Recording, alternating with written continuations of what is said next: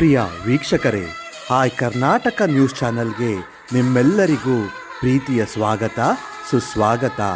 ಇಂದು ನಾವು ನಾಮಚಲುಮೆಯ ರಹಸ್ಯವನ್ನು ನಿಮಗಾಗಿ ಹೊತ್ತು ತಂದಿದ್ದೇವೆ.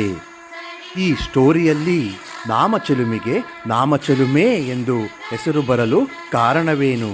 ಪಕ್ಷಿ ತಜ್ಞರಾಗಿದ್ದ ಡಾಕ್ಟರ್ ಸಲೀಂ ಅಲಿ ಅವರು ಇಲ್ಲಿಗೆ ಅಧ್ಯಯನಕ್ಕಾಗಿ 1938ರಲ್ಲಿ ಬಂದಿದ್ದಾಗ ಅವರು ತಂಗಿದ್ದ ಸ್ಥಳ ಯಾವುದು? ನಾಮಚಲುಮೆಯ ಕೂದಳತೆ ದೂರದಲ್ಲಿರುವ ಆರತಿ ಬಂಡೆಯ ರಹಸ್ಯವೇನು? ಬ್ರಿಟಿಷರ ಕಾಲದಲ್ಲಿ ಇಲ್ಲಿ ಇದ್ದ ಪ್ರಾಣಿಗಳ ಸಂತತಿ ಯಾವುವು? ಇಲ್ಲಿ ಇದ್ದ ಹುಲಿಗಳ ಸಂತತಿ ನಾಶವಾಗಲು ಕಾರಣವೇನು? ಹೀಗೆ ಹಲವು ಕುತೂಹಲಕಾರಿ ಮಾಹಿತಿಯನ್ನು ನಿಮಗಾಗಿ ಹೊತ್ತು ತಂದಿದ್ದೇವೆ. ಪ್ರಿಯ ವೀಕ್ಷಕರೇ, ಮೊದಲಿಗೆ ನಾವು ಈ ಸ್ಥಳಕ್ಕೆ ನಾಮಚಲುಮೆ ಎಂದು ಹೆಸರು ಬರಲು ಕಾರಣವೇನು ಎಂಬುದನ್ನು ತಿಳಿಯೋಣ. ಶ್ರೀರಾಮಚಂದ್ರರು ಸೀತಾಮಾತೆ ಮತ್ತು ಲಕ್ಷ್ಮಣರೊಂದಿಗೆ ತಮ್ಮ ವನವಾಸದ ಕಾಲದಲ್ಲಿ ಕೆಲ ಕಾಲ ದೇವರಾಯನದುರ್ಗದ ಅರಣ್ಯ ಪ್ರದೇಶದಲ್ಲಿ ತಂಗಿದ್ದರು. ಆಗ ಶ್ರೀರಾಮಚಂದ್ರರಿಗೆ ತಮ್ಮ ಹಣೆಗೆ ತಿಲಕವಿಡುವ ಸಂದರ್ಭ ಬಂತು. ನೀರಿಗಾಗಿ ಎಲ್ಲ ಕಡೆ ಹುಡುಕಿದಾಗ ಎಲ್ಲೂ ನೀರು ಸಿಗಲಿಲ್ಲ. ಹೀಗಾಗಿ ತಾವು ಇದ್ದ ಬಂಡೆಯ ಮೇಲೆ ನಿಂತು ತಮ್ಮ ಹರಿತವಾದ ಬಾಣದಿಂದ ಹೊಡೆದಾಗ ಅಲ್ಲಿ ನೀರು ಚಿಮ್ಮಿತು. ಆ ನೀರು ಚಿಮ್ಮಿದ ಸ್ಥಳ ಮುಂದೆ ನಾಮಚಲುಮೆ ಎಂದು ಪ್ರಸಿದ್ಧವಾಯಿತು ಎಂದು ಇತಿಹಾಸಕಾರರು ಹೇಳುತ್ತಾರೆ.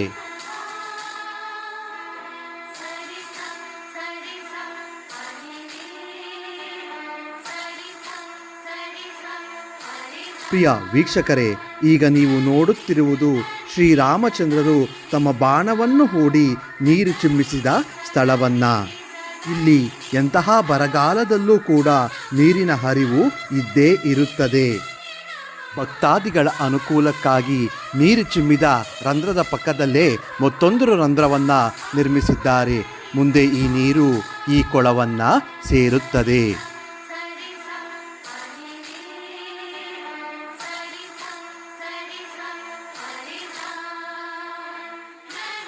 ನೀರು ಚಿಮ್ಮುವ ಸ್ಥಳವನ್ನು ಕಂಡ ನಾವು ಮುಂದೆ ಸಾಗಿದ್ದು ಪಕ್ಷಿ ತಜ್ಞ ಸಲೀಂ ಅಲಿ ಅವರು ತಂಗಿದ್ದ ಸ್ಥಳಕ್ಕೆ. ಪ್ರಿಯ ವೀಕ್ಷಕರೇ, ಈಗ ನೀವು ಈ ಚಿತ್ರದಲ್ಲಿ ನೋಡುತ್ತಿರುವುದು 1938ರಲ್ಲಿ ಪಕ್ಷಿಗಳ ಅಧ್ಯಯನದ ಸಲುವಾಗಿ ದೇವರಾಯನದುರ್ಗದ ಅರಣ್ಯಕ್ಕೆ ಸಲೀಂ ಅಲಿ ಅವರು ಭೇಟಿ ನೀಡಿದ್ದಾಗ ಅವರು ತಂಗಿದ್ದ ಸ್ಥಳ. ಈ ಹಳೆ ಕಟ್ಟಡವನ್ನು ಕಟ್ಟಿದ್ದು 1931ರಲ್ಲಿ. ಡಾಕ್ಟರ್ ಸಲೀಂ ಅಲಿ ಅವರು ಬಂದು ಇಲ್ಲಿ ತಂಗಿದ್ದು 1938ರಲ್ಲಿ. ಈಗ ಈ ಕಟ್ಟಡ ಶಿಥಿಲಾವಸ್ಥೆಯನ್ನು ಹೊಂದಿ ಸಂಪೂರ್ಣವಾಗಿ ಬಿದ್ದು ಹೋಗಿದೆ. ಪಕ್ಷಿ ಪ್ರೇಮಿ ಡಾಕ್ಟರ್ ಸಲೀಂ ಅಲಿ ಅವರ ಸ್ಮರಣಾರ್ಥ ಅವರು ತಂಗಿದ್ದ ಸ್ಥಳದಲ್ಲಿ ನೂತನ ಕಟ್ಟಡವನ್ನು ನಿರ್ಮಿಸಿದ್ದಾರೆ. ಹಳೆ ಕಟ್ಟಡದ ಇಸುವೆಯನ್ನು ಸೂಚಿಸುವ ಕಲ್ಲನ್ನು ನೂತನ ಕಟ್ಟಡಕ್ಕೆ ಅಳವಡಿಸಿದ್ದಾರೆ. ಸಲೀಂ ಅಲಿ ಅವರು ತಂಗಿದ್ದ ಸ್ಥಳವನ್ನು ಕಂಡ ನಾವು ಮುಂದೆ ಹೊರಟಿದ್ದು ಆರತಿ ಬಂಡೆಯ ಬಳಿಗೆ. ಪ್ರಿಯ ವೀಕ್ಷಕರೇ, ನಾಮಚಲುಮೆಯ ಕೂದಳತೆಯ ದೂರದಲ್ಲೇ ಆರತಿ ಬಂಡೆ ಇದೆ. ಮೈಸೂರಿನ ಅರಸರು ದೇವರಾಯನದುರ್ಗದ ಶ್ರೀ ನರಸಿಂಹಸ್ವಾಮಿಯವರ ಆರಾಧಕರು. ಮೈಸೂರಿನ ಅರಸರು ಶ್ರೀ ನರಸಿಂಹಸ್ವಾಮಿಯವರ ದರ್ಶನಕ್ಕೆ ಆಗಮಿಸುತ್ತಿದ್ದಾಗ ಈ ಬಂಡೆಯ ಬಳಿ ಅವರನ್ನು ನಿಲ್ಲಿಸಿ ಆರತಿ ಎತ್ತಿ ಸ್ವಾಗತಿಸುತ್ತಿದ್ದರಂತೆ. ಹಾಗಾಗಿ ಈ ಬಂಡೆಗೆ ಆರತಿ ಬಂಡೆ ಎಂದು ಕರೆಯುತ್ತಾರೆ.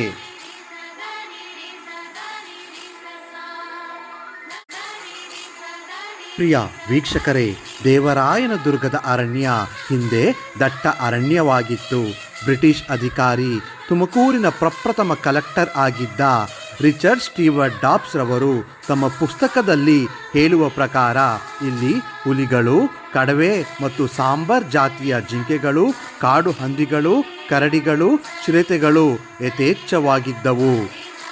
ಬ್ರಿಟಿಷ್ ಅಧಿಕಾರಿಗಳು ತಮ್ಮ ಮೋಜು ಮಸ್ತಿಗಾಗಿ ಹುಲಿ, ಚಿರತೆ ಮತ್ತಿತರ ಪ್ರಾಣಿಗಳ ಬೇಟೆಯನ್ನು ಆಡುತ್ತಾರೆ. ಹೀಗಾಗಿ ಇಲ್ಲಿ ಹುಲಿಗಳ ಸಂತತಿ ಸಂಪೂರ್ಣವಾಗಿ ನಶಿಸಿ ಹೋಗುತ್ತದೆ.